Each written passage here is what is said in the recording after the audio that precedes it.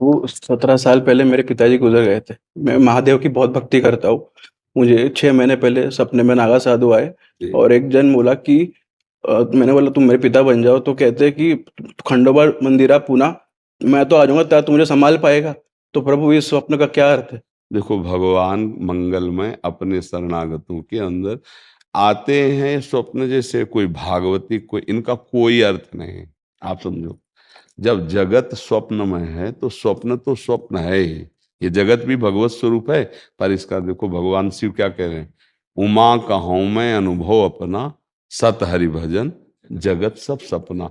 अच्छा, आप विचार करके देखो, स्वप्न में तीन प्रकार के स्वप्न होते हैं। एक होता सात्विक, जिसे आपने वर्णन किया।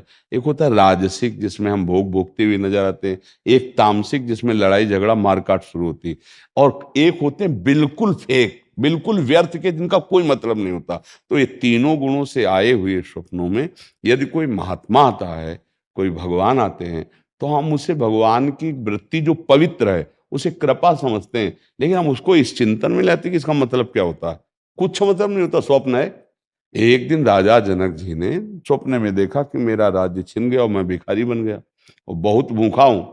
तो किसी तरह से दाल और चावल एकत्रित किए और तो मिट्टी की उसमें पका रहे थे, इतने में सांड आया और दो लड़ते लड़ते वो सब बिखर गया। और वो बड़े भूख से व्याकुल ऐसे उठे, तो देखा कि राज सिंह सैया पर शयन कर।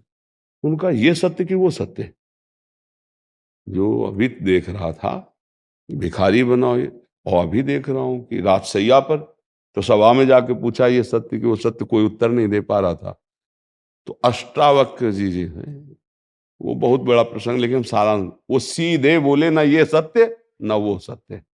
समझ रहे हो, ये भी असत्य है और वो भी असत्य है। इसलिए नाम जप करो, इनका कोई मतलब नहीं है। संत महात्मा भगवान आवे दर्शन दे, ये हमारे सात्विक भावों का फल है, जो हम गिरिराज जी में रह रहे हैं, जो हम भगवान की आराधना कर रहे हैं। तो इससे सब आएंगे, इसका कोई पॉजिटिव या निगेटिव